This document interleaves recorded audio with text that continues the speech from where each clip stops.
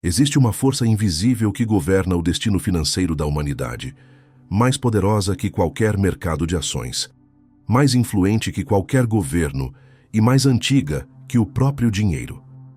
É uma força que explica por que alguns, partindo do mais absoluto nada, constroem impérios, enquanto outros, mesmo recebendo fortunas, morrem na miséria, acorrentados a uma riqueza que nunca lhes serviu.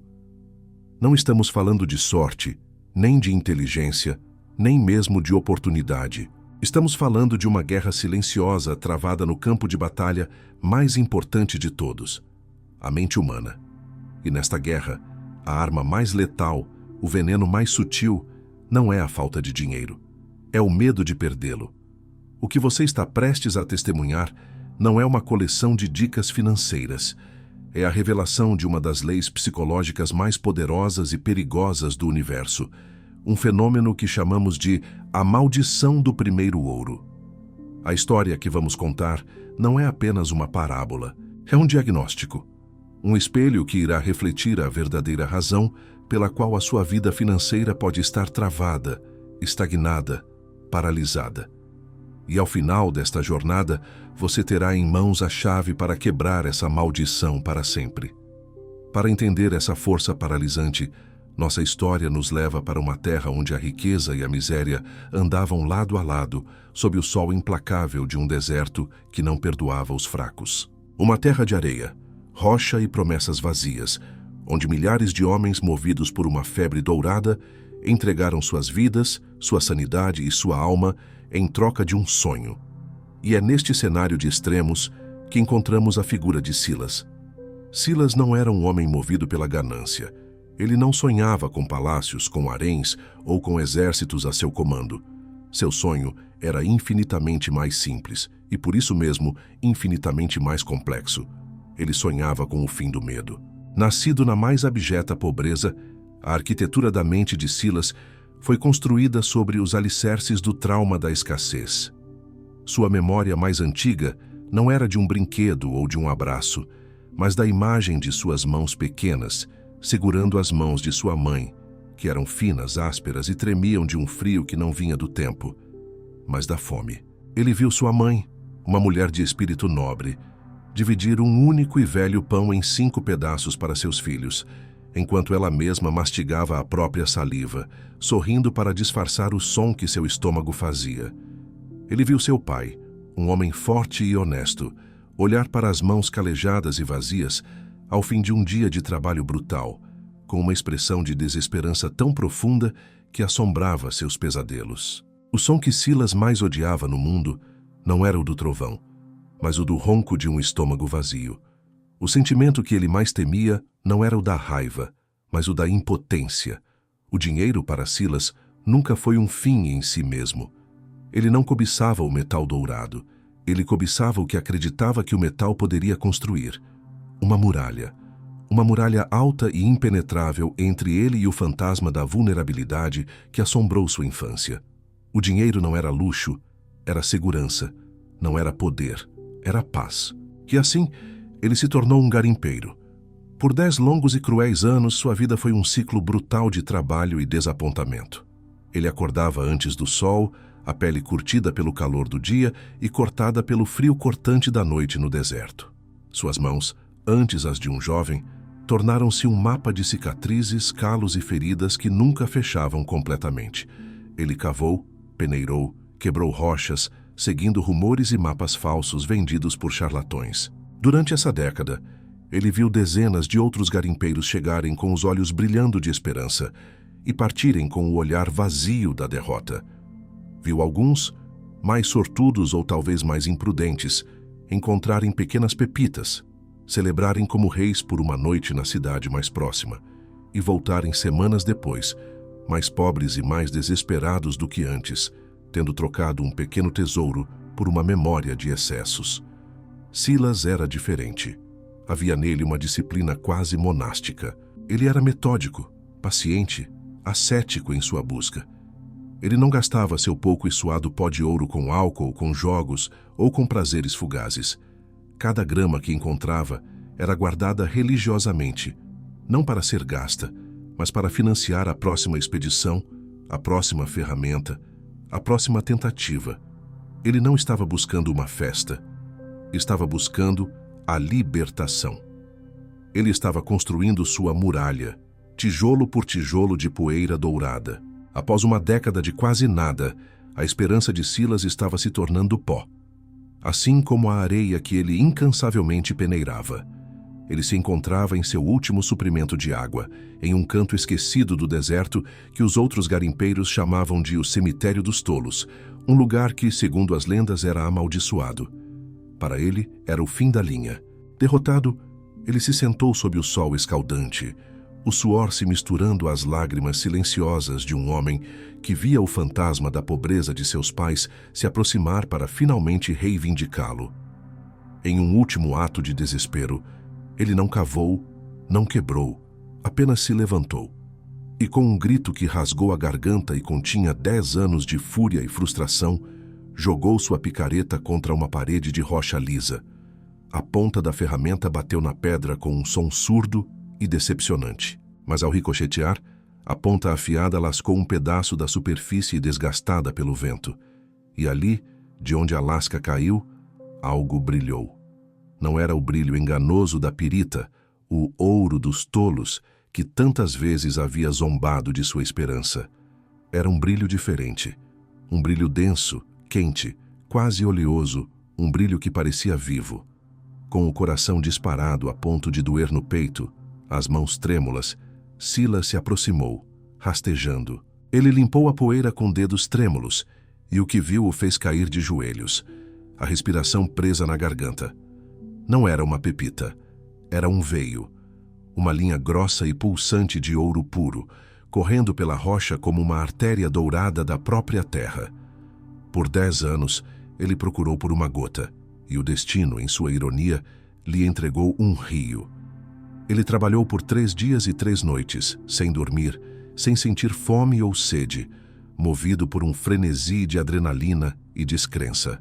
Ele extraiu o metal precioso com um cuidado quase religioso, como um sacerdote em um ritual sagrado. Ao final do 3º dia, exausto e coberto de poeira e sangue, ele se sentou diante de uma pilha de ouro tão grande que mal podia ser carregada por um homem. Era mais do que ele jamais sonhara. Era a libertação. Era a muralha contra o medo, não mais feita de poeira, mas de ouro maciço, alta e impenetrável. Ele riu, um som rouco e estranho que se transformou em um choro convulsivo. Ele gritou para o céu vazio do deserto, não mais com fúria, mas com um triunfo que parecia abalar as próprias estrelas. Ele havia vencido. A pobreza estava morta. O medo estava exilado. Pelo menos, era o que ele desesperadamente queria acreditar. A jornada de volta à civilização foi um borrão de euforia e exaustão. Ele vendeu uma única e pequena peça de seu tesouro, o suficiente para comprar uma mula forte e suprimentos para uma vida inteira. E então, ele se afastou do mundo. Encontrou um pedaço de terra isolado, a dias de viagem da cidade mais próxima, um lugar onde a única testemunha era o vento. E ali, ele construiu não a casa confortável que poderia ter, mas uma cabana rudimentar, com apenas um cômodo e uma porta reforçada com 3 camadas de madeira e ferro. No centro exato da cabana, ele cavou um buraco fundo, forrou-o com pedras e enterrou seu tesouro, cobrindo-o com a terra batida. O primeiro sentimento foi o de um alívio avassalador. Ele havia conseguido. O ouro estava seguro. A muralha estava construída. Ele passou a primeira semana em um estado de êxtase. Dormiu por 20 horas seguidas. Comeu as melhores carnes secas e as frutas mais doces que o dinheiro podia comprar. Sentiu o conforto da segurança pela primeira vez desde que nasceu. O medo da fome, o fantasma de sua infância, havia finalmente desaparecido. Mas o medo é uma entidade traiçoeira. Ele não morre, ele apenas muda de forma. O medo da fome foi substituído por um medo ainda mais corrosivo, mais íntimo, o medo da perda. Durante o dia, Silas não conseguia mais relaxar. Cada som de galho quebrando lá fora, carregado pelo vento, era um ladrão se aproximando. Cada viajante distante, uma miragem no horizonte, Era um batedor de uma gangue vindo roubar seu tesouro. Ele reforçou a porta. Depois colocou uma tranca. Depois outra. Passou a dormir diretamente sobre o local onde o ouro estava enterrado, como se seu próprio corpo pudesse, de alguma forma, protegê-lo. A noite, que antes trazia o abençoado descanso do trabalho exaustivo, agora trazia o tormento da paranoia. Seus sonhos se tornaram pesadelos vívidos e repetitivos. Homens sombrios invadiam sua cabana, seus rostos contorcidos em ganância. Eles o torturavam, não por prazer, mas para que revelasse o local do ouro. Ele acordava gritando, encharcado de suor frio, o coração batendo descontroladamente, e corria para verificar no escuro se o chão de terra não havia sido remexido. A alegria da posse havia se transformado na tortura da preservação. Sua vida, que deveria ter se expandido com as possibilidades infinitas que a riqueza lhe dava, começou a encolher, a se fechar sobre si mesma. Ele parou de ir à cidade, com medo de que sua ausência, mesmo que por um dia, fosse a oportunidade que os ladrões esperavam. Ele mesmo começou a plantar sua parca comida, comendo apenas o mínimo necessário para não precisar reabastecer seus suprimentos e arriscar contato com outros. Suas roupas, que poderiam ser as mais finas, continuavam sendo os mesmos trapos de garimpeiro, agora remendados com os fios grossos da ansiedade. O ouro, a ferramenta que deveria libertá-lo, havia se tornado sua âncora, prendendo-o àquela cabana isolada com correntes de medo. Ele não possuía o ouro o possuía. Esta, meu amigo, é a essência da maldição do primeiro ouro. O momento em que um ativo, que deveria ser um instrumento de liberdade, de crescimento, de poder, se transforma em um ídolo de metal. Um ídolo que exige adoração, sacrifício e, acima de tudo, a paralisia. O medo de perder o que se tem se torna infinitamente maior do que o desejo de criar mais. É um fenômeno psicológico devastador, e ele não acontece apenas em histórias de garimpeiros em desertos distantes. Ele acontece todos os dias, em nossas vidas, de formas muito mais sutis e por isso mesmo muito mais perigosas.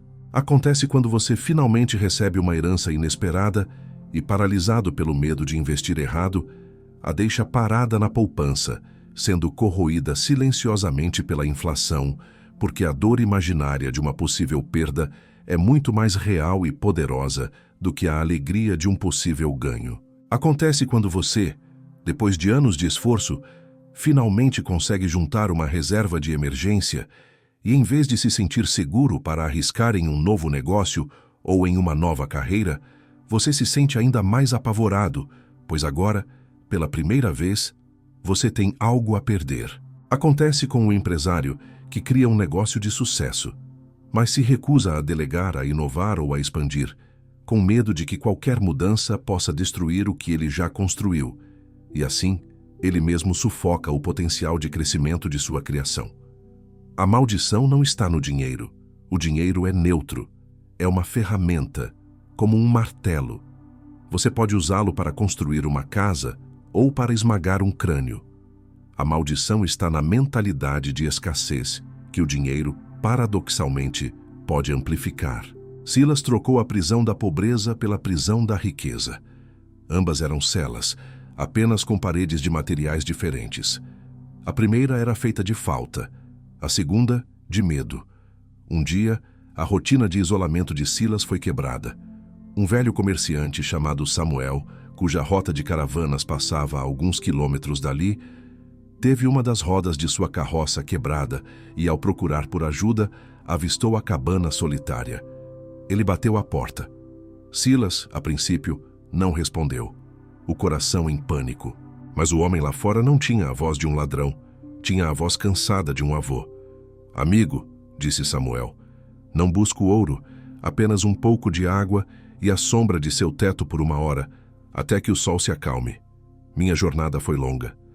Silas, talvez movido por uma fome de contato humano que ele mesmo não admitia, abriu a porta apenas uma fresta. Ele viu um homem de semblante bondoso, cujos olhos, enrugados pelo tempo e pelo sol, não continham cobiça, apenas um cansaço honesto. Relutantemente, ele o deixou entrar. Samuel, ao ver a miséria da cabana e o estado em que Silas se encontrava, magro, sujo, os olhos fundos de quem não dorme em paz, ficou intrigado. Ele havia ouvido na cidade os rumores de um garimpeiro sortudo que havia desaparecido há meses. "Meu amigo", disse Samuel após beber um gole de água, "perdoe minha ousadia, mas você vive como um homem que não tem nada. No entanto, seus olhos guardam um segredo, um peso muito maior que o da pobreza." O dique de isolamento de Silas se rompeu. Faminto por uma testemunha de sua agonia, ele confessou tudo. Contou sobre sua infância, sua busca, sobre o veio de ouro, sobre seu sonho de segurança. Mas então, sua voz se encheu de amargura ao descrever o medo constante, a prisão em que vivia, a ironia de sua fortuna. Samuel ouviu pacientemente, sem interromper. E ao final, após um longo silêncio, ele disse algo que deveria ter sido a chave para o cofre de Silas. "Você não encontrou um tesouro, meu filho. Você encontrou sementes. E você cometeu o erro mais trágico de todos. Confundiu uma semente com uma floresta. O ouro não é o destino final, é a semente.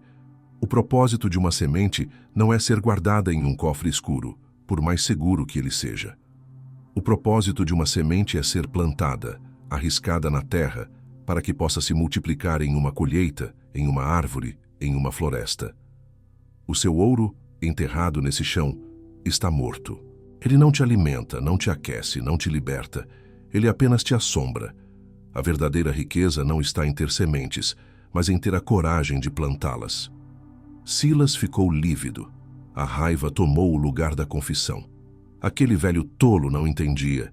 Plantar, arriscar. E se ele perdesse tudo? E se as sementes não brotassem? O medo, agora um velho amigo sussurrando em seu ouvido, gritou em sua mente dizendo que Samuel era um enganador, um manipulador, que queria apenas roubá-lo de sua única segurança.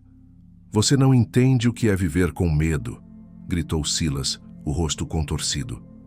"Você não sabe o que é não ter absolutamente nada. Esta segurança é tudo o que eu tenho." Ele expulsou o velho comerciante de sua cabana com empurrões e palavras duras e trancou a porta com mais força do que nunca. A oferta de sabedoria, a chave para sua libertação, havia sido rejeitada. A maldição havia se aprofundado.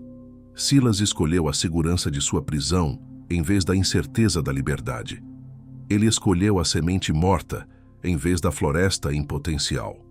Essa escolha é a mesma escolha que muitos de nós fazemos todos os dias, em decisões menores, mas com o mesmo princípio.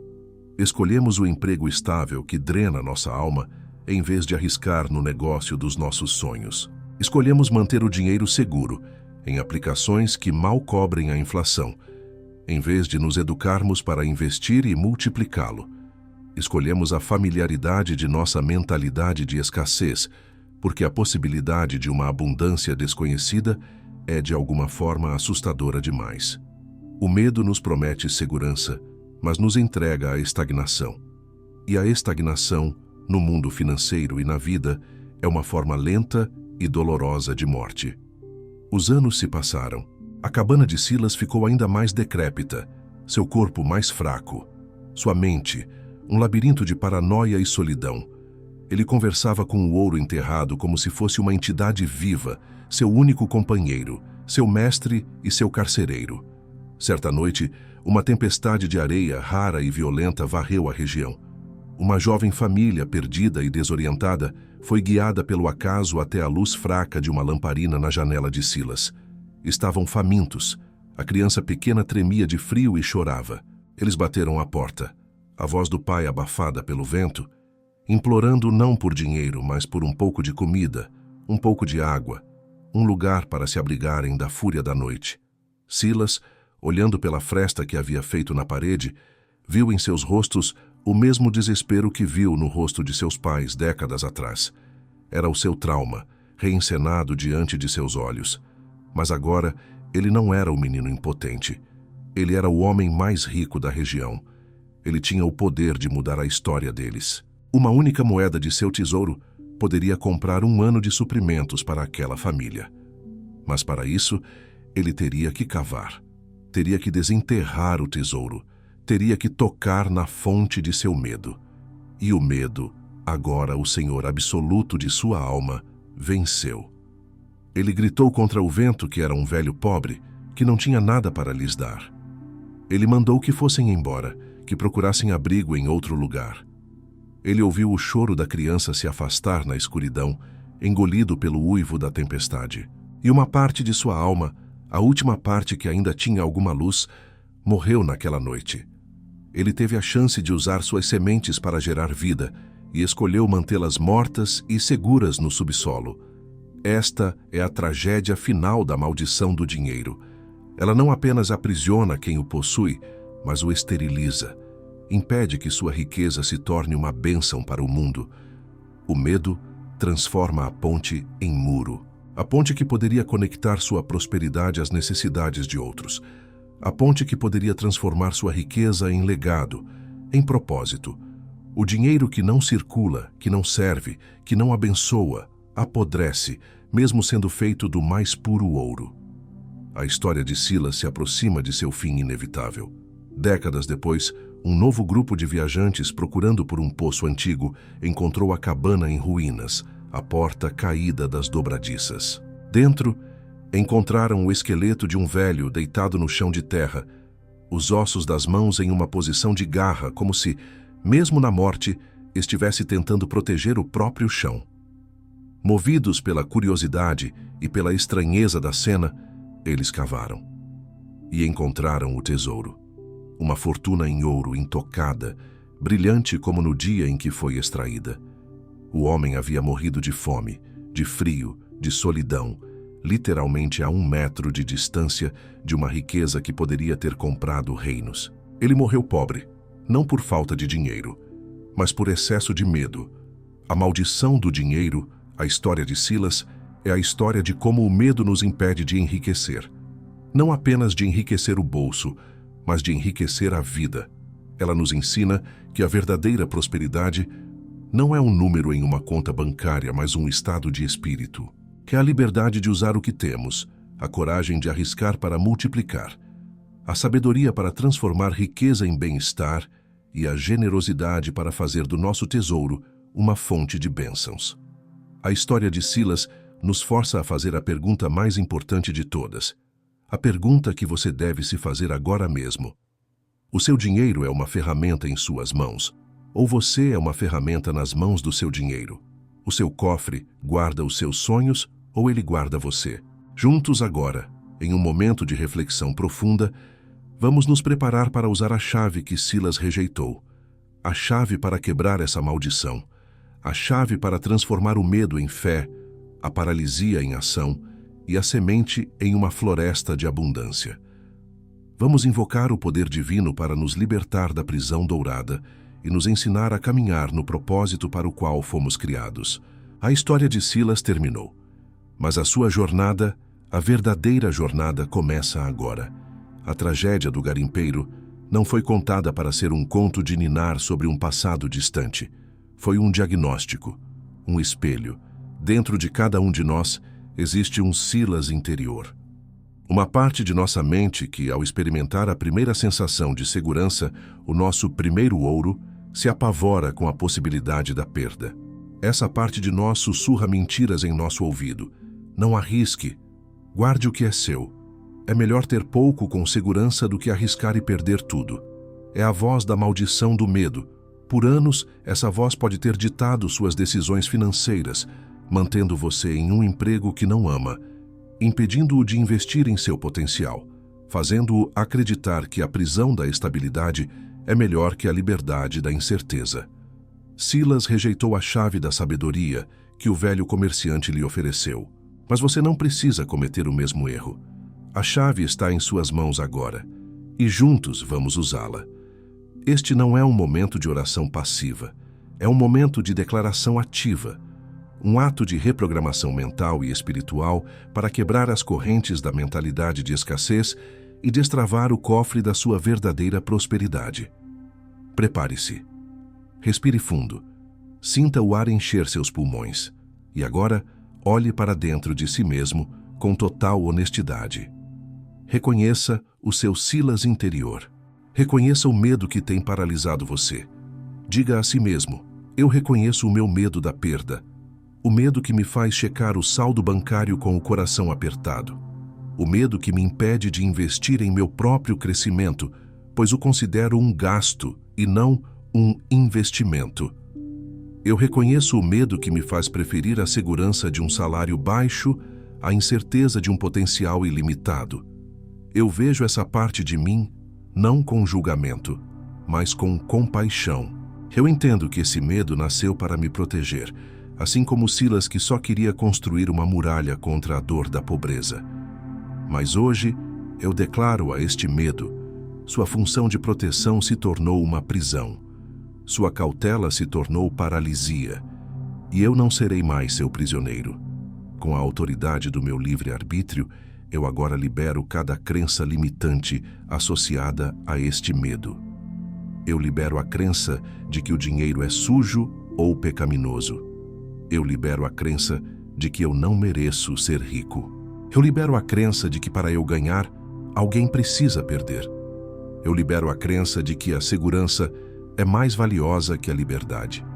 Eu visualizo essas crenças como as correntes enferrujadas nos pulsos de um prisioneiro. E com cada respiração, eu sinto essas correntes se tornando mais fracas, se partindo, se desfazendo em pó. Eu libero a memória da escassez.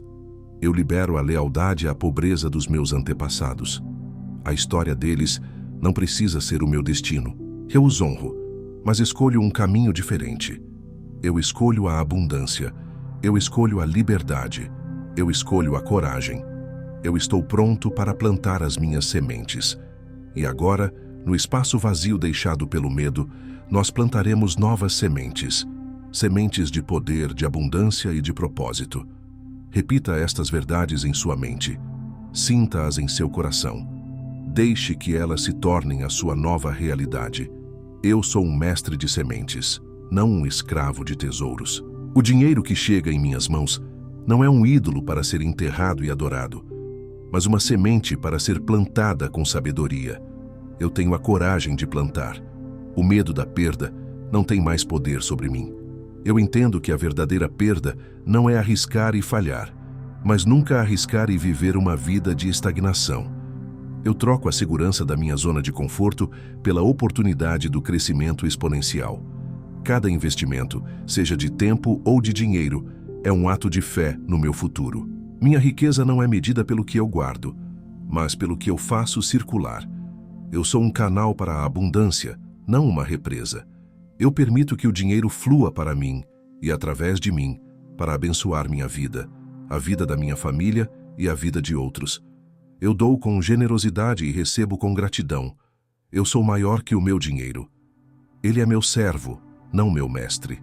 Ele trabalha para mim, dia e noite, construindo a vida de liberdade que eu escolho viver. Eu não sou definido pelo meu saldo bancário. Eu sou definido pelo meu caráter, pela minha coragem e pelo meu propósito. Eu atraio oportunidades e soluções. Minha mente não é mais um campo de batalha para a preocupação, mas um ímã para a criatividade e a prosperidade. Eu vejo oportunidades onde outros veem obstáculos. Eu encontro lições onde outros veem fracassos.